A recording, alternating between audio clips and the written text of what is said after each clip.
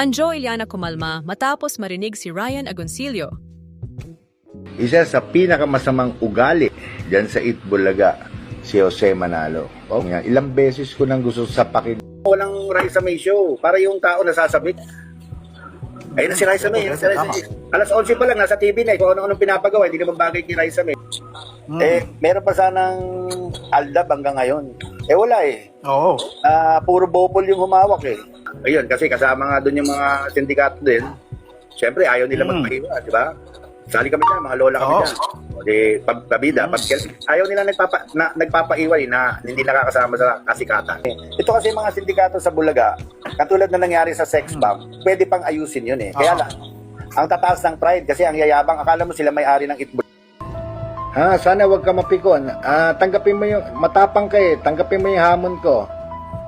Para may masirang tao dito. Okay? Go! Ilan nga lang yan sa mga patutsada at pasaring ni Anjo Iliana sa mga dati niyang nakasama sa Eat Bulaga na talaga namang pinag-usapan ng mga netizens sa mga social media.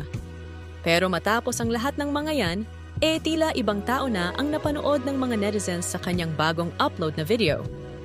Dahil na rin siguro ito sa balitang lumabas mula sa interview ni Dabarkad's Ryan Agoncillo sa News 5 na gumagawa na ng legal na hakbang ang management ng Eat Bulaga laban sa mga naging pahayag ni Anjo Iliana. Pag Dabarkad's, one for all, one for one. Yeah. So we remain a solid union. Do you get shocked na parang, my God, where are these things coming from? Well, na nakasama niyo before yung mga, let's say si Anjo. Diba? Parang, what? Saan galing to? Well, as far as I know, the management is taking the necessary steps. But further than that, I have no more comment. Oo. Ang mundo natin ngayon may karampatang action ng mga bagay. Yes, good morning sa inyong lahat at nakaka-miss na rin kayo at kamusta kayo lahat dyan? Sana'y nasa mabuti kayong kalagayan.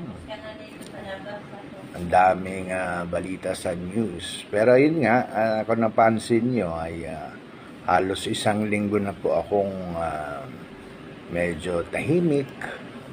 Hindi na po tayo nagkikwento.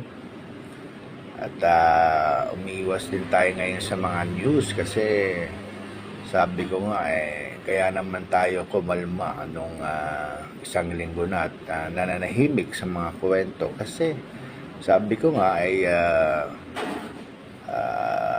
parang marami tayong nasasaktan sa ating mga kwento. Kaya nga sabi ko, teka, kalma muna tayo, wag na muna tayo magpadala ng emosyon. Kasi siyempre nakakakonsensya din kung tayo ay nananakit ng mga inosenteng tao. Kaya ngayon umaga po ay tayo po ay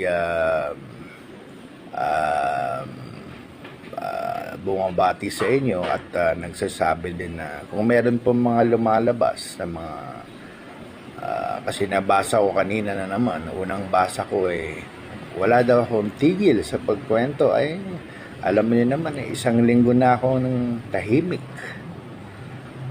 Isang linggo na po tayong hindi na po nagkikwento at na-explain ko nga ito kung bakit. Pero gano'n pa man, i-explain ko ulit na tayo po ay nananahimik ng isang linggo na. Ayaw na natin magkwento sapagkat yun nga ay mukhang nakakasakit tayo ng ibang damdamin na hindi ko gusto na nananakit ng damdamin ng kapwa. Kaya again, hindi po totoo yung mga lumalabas na chismis na tayo po ay tuloy-tuloy pa rin daw nagkikwento. Alam niyo naman na isang linggo na akong quiet, kalmado. Pag nagkikwentuhan tayo dito ay sa mga bagay-bagay na lang na pang-araw-araw. Hindi ko na po hinuhugot yung mga nakaraan.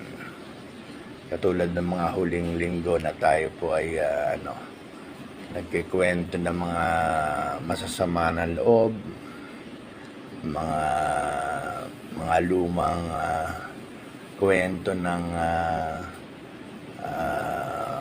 hinanakit. Kaya ano, yun lang, pinapaalala ko lang po sa inyo, baka madala kayo sa mga pagbibinta ngayon na sinasabi ay hindi pa daw ako tumitigil na pagkwento. Ay, isang linggo na, hindi naman tayo makapagsisinungaling. Isang linggo na po tayo humingi sa inyo ng dispensa dahil tayo po ay kalmado at wala na po tayong kwento. Isang linggo na. Pero hindi naman ibig sabihin hindi na tayo pwede kamustahan at yun nga ang ginagawa ko itong huling isang linggo ay kinukumusta ko na lang kayo sa bawat lugar niya sa Pilipinas. Kaya I'll see you soon at good morning sa inyong lahat at have a nice weekend. It's a Friday. Yes, it's a Friday. Have a nice weekend po sa inyong lahat. Thank you. Bye-bye.